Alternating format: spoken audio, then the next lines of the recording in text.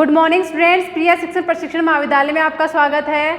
हम पढ़ रहे हैं डायनेमिक्स से हमारी यूनिट फर्स्ट थी, उसमें हम पढ़ रहे थे स्पर्शरेखीय वेग और स्पर्शरेखीय त्वरण, अभिलंबिक वेग और अभिलंबिक त्वरण। इसके कुछ एग्जांपल्स हमने नेक्स्ट वीडियो पिछले वाले वीडियो में कर लिए थे, आज हम करेंगे उससे आगे के एग्जांपल्स। तो देखो एग्जांपल नंबर 4 आपका, यदि किसी समतल वक्र में गतिमान एक कण के स्पर्श रेखा तथा अभिलंबिक त्वरण सदैव अचर रहते हैं, यानी कि d2s/dt² भी अचर है और v² भी अचर है। ये कह रहा है दोनों अचर यानी कि स्पर्श रेखीय और अभिलंबिक त्वरण दोनों अचर रहते हैं, तो सिद्ध कीजिए कि t समय में गति की दिशा द्वारा घुमा हुआ कोण साई बराबर आपको ये लेके आना है। तो देखो पहले जो दिया हुआ है वो लिख लेते हैं।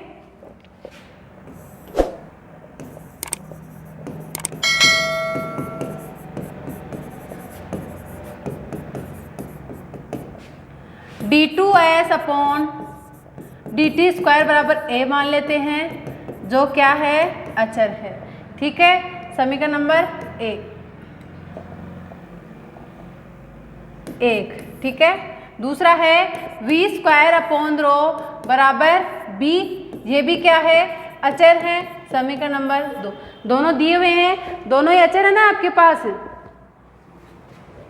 अब देखो समीकरण 1 का समाकलन करने पर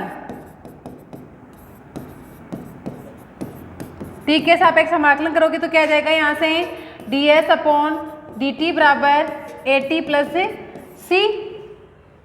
ठीक है, at प्लस c आ जाएगा, ये प्लस है, at प्लस c।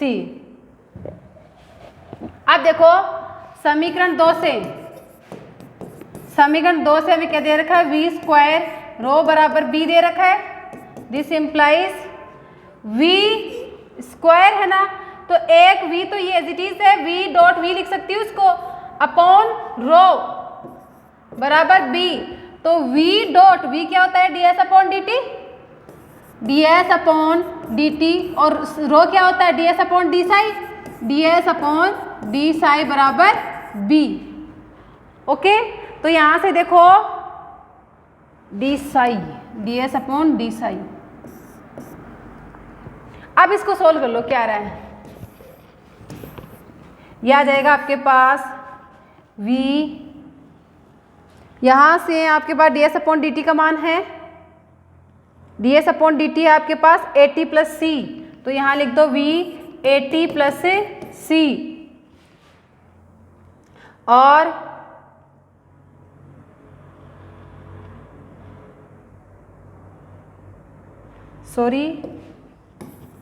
इसको सोल्व करो एक बार आप। देखो ये है ds/dt, ds से तो आपका ds कैंसिल हो रहा है, आपके पास बच रहा है ds/dt बराबर b।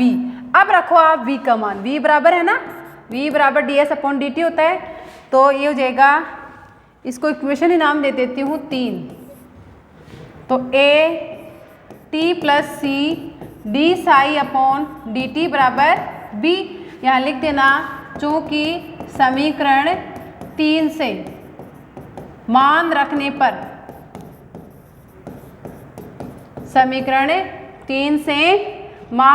पर, अब अलग अलग कर दो दोनों को, t को अलग ले जाओ और साई को अलग कर दो, तो d साई बराबर हो जाएगा 1/at प्लस c और डॉट dt, और b आपका है, b तो अचर है ना। अब लिख दो, दोनों पक्षों का समाकलन करने पर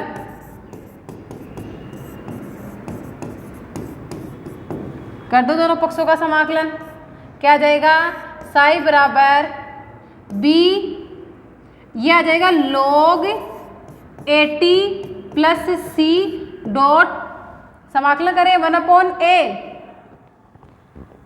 log at plus c dot 1/a, और इसको नया नाम दे देते हैं log d।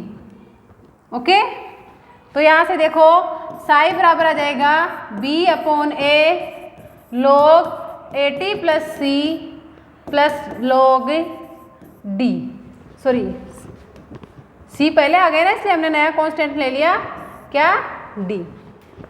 ये हो गया log D।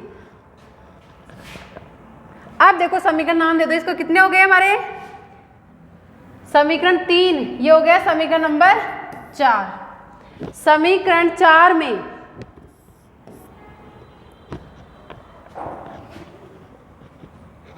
यदि, पहले इसका मान तो निकालेंगे ना, यदि साई बराबर 0 हो तो t बराबर कितना होगा, 0, सॉरी t बराबर 0 पर, यानी कि प्रारंभ में कण में कोई भी गति नहीं हो रही है, प्रारंभिक अवस्था में है, t समय पश्चात तो बिंदु P पर पहुंचता है, तभी तो उसके साथ स्पर्श रेखा बनाते हैं, तब एंगल बनता है हमारा। तो अगर t बराबर 0 है, यानी कि प्रारंभ में ही है, कहीं कण का में कुछ भी विस्थापन नहीं हो रहा, तो एंगल थोड़ी बनेगा, उसके साथ कुछ भी नहीं बनेगा, यानी कि आपका साई भी कितना हो जाएगा, 0 हो जाएगा। यानी कि t बराबर 0 पर साई बराबर 0 लें तो रख दो, साई का मान 0 बराबर B/A log AT, यानी कि 0 प्लस C, ये तो होगा, प्लस log D। तो log D का मान आपके पास क्या आ गया, B/A log, ये तो गया log C, यानी कि इसको और सोल्व कर लो, B/A log C plus log D। अब देखो यहाँ से आप log D का मान निकाल के आप इक्वेशन नंबर 4 में रख दो, ये हो गया आपके पास log D बराबर माइनस के B/A log C, ओके, यानी कि log D बराबर हो गया माइनस के B/A। अब log D का मान समीकरण नंबर 4 में रखने पर, तो समीकरण 4 में रखेंगे log D का मान, log D का मान समीकरण 4 में रखने पर, समीकरण 4 में रखेंगे तो क्या आ जाएगा, साई बराबर B/A log AT plus C minus B/A log C, तो साई बराबर हो जाएगा B/A log AT plus C upon minus में नीचे चला जाएगा B/A log C, log C हो गया। तो देखो यहाँ से इसको हमें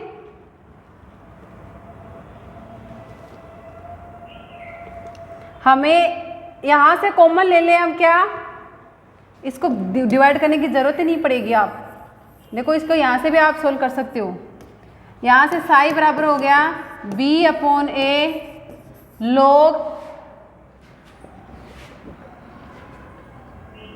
अगर मैं यहाँ से कॉमन ले रही हूँ C, तो 1 प्लस A/CT माइनस B/, सही है बिल्कुल, माइनस B/A log C।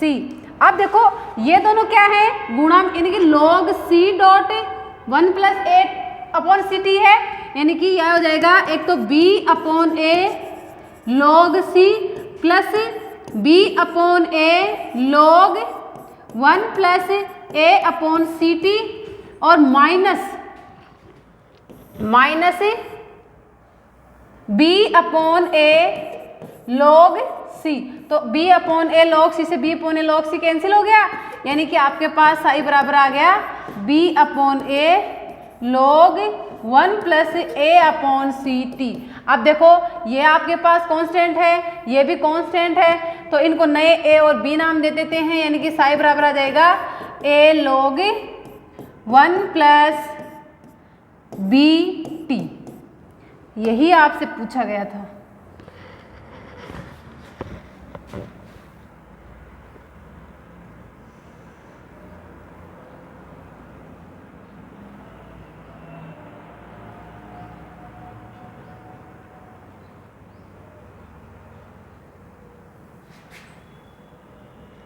ये देखो साई बराबर A log 1 प्लस BT, और ए हमने ये निकाल लिया। कुछ नहीं करना है आपको, स्पर्श रेखा दोनों को बराबर कर दिया हुआ है कि दोनों के वेग क्या होते हैं, अचर होते हैं।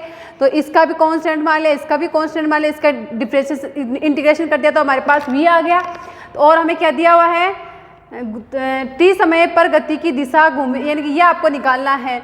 तो v² बराबर होता है रो, v²/रो बराबर b दे रखा है, तो इसको मैं क्या लिख सकती हूँ, v डॉट v।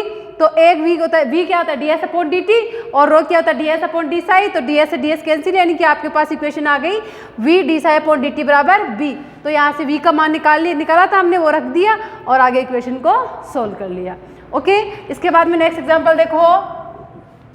नेक्स्ट है, सिद्ध कीजिए कि एक समतल में गतिमान एक कण की गति की दिशा में कोणीय त्वरण, क्या पूछ रहा है ये आपके पास कि कोणीय त्वरण का मान ये होता है। ठीक है, तो देखो कोणीय त्वरण को किसी कोणीय वेग होता है d साई/ds और कोणीय त्वरण हो जाएगा d2 साई/ds²। तो कोणीय त्वरण कण के गति की दिशा में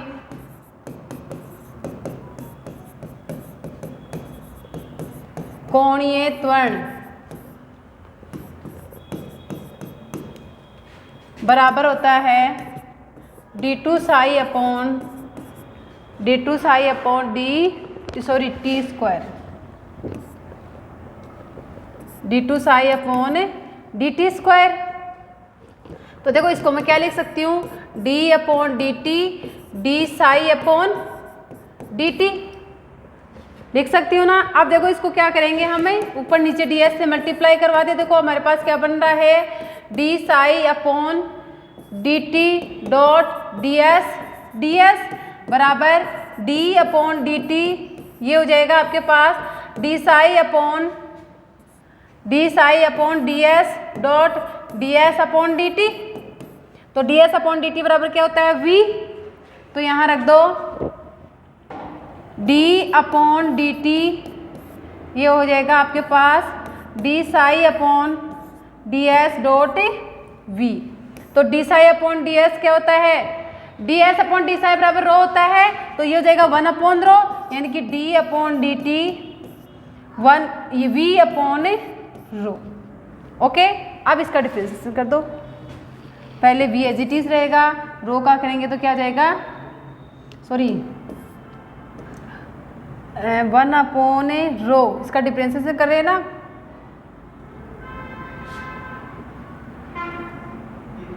देखो ds/d साई बराबर रो होता है, तो 1/रो हो गया ये, यानी कि ये u/v से होगा। पहले u as it is v का होगा dv/dt minus v as it is नीचे वाले का अंश बटे हर से, तो d ρ/dt अपॉन रो², ऐसे होगा इसका। अब अलग अलग कर दो इसको, बराबर हो जाएगा 1/रो dv/dt, रो का भाग दे दिया ना इसमें, माइनस v/रो² d ρ/dt। अब देखो दो, इसमें क्या करोगे आप, ds से मल्टीप्लाई करवा दो, dv/ds डॉट ds/dt माइनस v/रो² dot d ρ/ds dot ds/dt। तो ये तो हो जाएगा ds/dt क्या होता है v/रो dv/ds माइनस, यहाँ देखो इसका मान हो जाएगा v, एक v आपके पहले से है, तो v²/रो d ρ/ds, और यही हमसे पूछा गया था ds/dt रो। ठीक है, कोणीय दिशा में पूछ रहा है ये त्वरण, तो त्वरण का फॉर्मूला लिख के सोल्व कर लिया, बस कुछ नहीं किया इसमें। नेक्स्ट देखो, नेक्स्ट है कि एक कण एक वक्र में जिसमें s तथा साई एक साथ शून्य होते हैं, ये क्या कह रहा है कि s और साई दोनों का मान एक साथ शून्य है। अचर वेग v से चलता है, वेग भी क्या है आपके पास कांस्टेंट दे रखा है। यदि किसी बिंदु पर उसका त्वरण v square c upon S square plus C square हो तो वक्र का नेज समीकरण ज्ञात कीजिए। स्पर्शरेखीय और अभिलंबिक वो नेज रूप में था वो इक्वेशन, यानी कि जब स्पर्शरेखीय वेग निकाला था हमने, स्पर्श अभिलंबिक वेग निकाला था, वो दोनों किस रूप में थे? नेज रूप में थे। तो अब देखो नेज समीकरण ज्ञात करनी है तो हमें पहले जो दिया हुआ है वो लिख लेते हैं, यानी कि वेग अचर से वक्र एक साथ शून्य होते हैं और अचर वेग से चलते हैं। तो वेग ds अपॉन dt बराबर कांस्टेंट ds अपॉन dt बराबर v। ये भी क्या दे रखा है आपको? अचर दे रखा है। तो d2s अपॉन dt स्क्वायर बराबर कितना हो जाएगा? 0 हो जाएगा। त्वरण पूछा है ना, इसमें त्वरण तो निकालना ही पड़ेगा हमें। तो d2s अपॉन dt स्क्वायर बराबर 0। अतः किसी बिंदु पर त्वरण बराबर under root of d2s upon dt square plus v square upon whole square भी आएगा इनका, बराबर अंडर रूट ऑफ इसका मान 0 है plus v square upon rho का होल स्क्वायर आ गया। तो v स्क्वायर अपॉन रो का होल स्क्वायर, यानी कि इसको निकालेंगे तो क्या आ जाएगा? त्वरण बराबर v स्क्वायर अपॉन रो। अब देखो त्वरण क्या दे रखा है हमें प्रश्नानुसार?